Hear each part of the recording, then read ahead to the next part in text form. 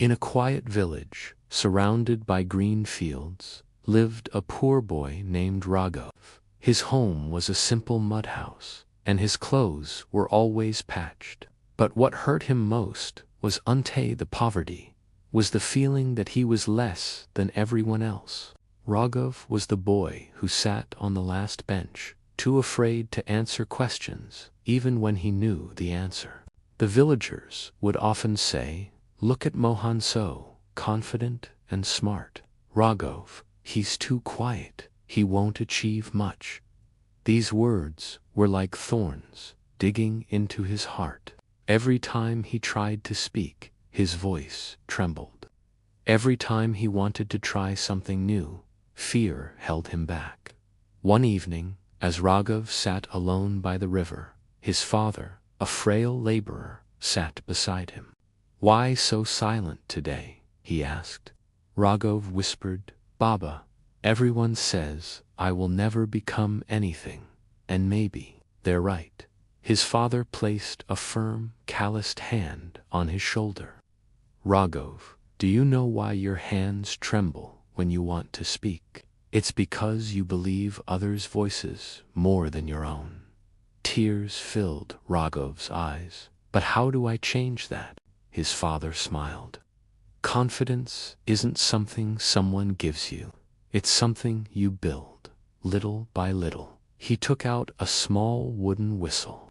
"This was given to me by my teacher," he said. "He told me, every time you feel afraid, blow this. Remind yourself that you have a voice. Now, it's yours." Raghav held the whistle, promising himself he would try.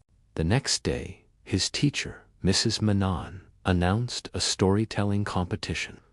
Raghav shrank into his seat, but Mrs. Menon looked straight at him.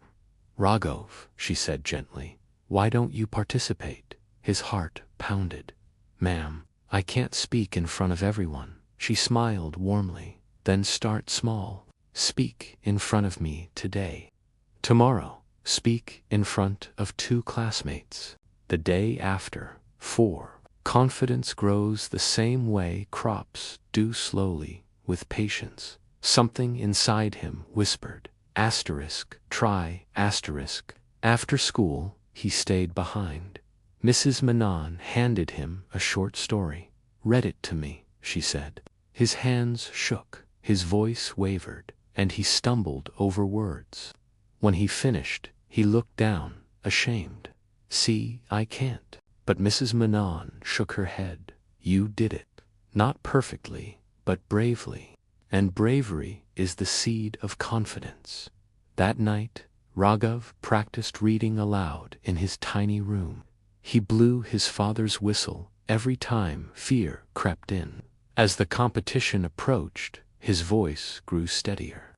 It was still soft, but no longer shaky. The villagers, however, were not kind. "Raghav, he's wasting his time. He can't even talk properly. He'll embarrass the school." Their words punched holes in his fragile confidence.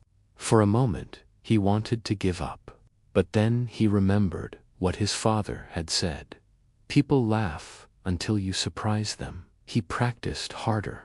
The day of the competition arrived. The school courtyard buzzed with excitement. Raghav stood backstage, clutching the wooden whistle. His name was called. His legs trembled as he walked to the stage. The crowd seemed enormous. Fear choked him. Then he felt the whistle in his hand.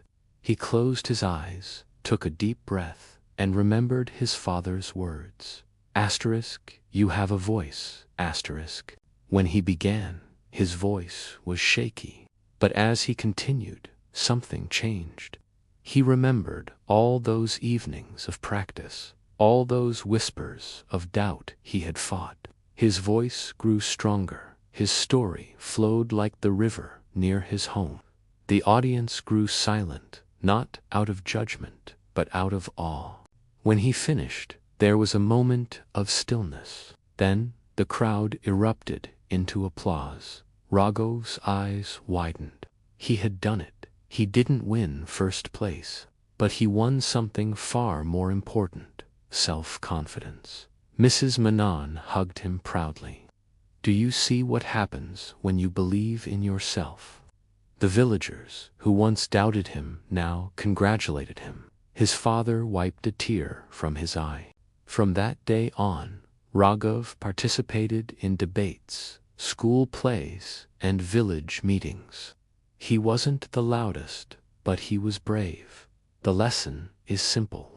Self-confidence isn't born in comfort, it grows from effort, persistence, and self-belief. Start with small steps. Believe in your voice, because even when the world doubts you, your own belief can help you rise. Thank you for watching. If this story resonated with you, please like and subscribe for more content that inspires.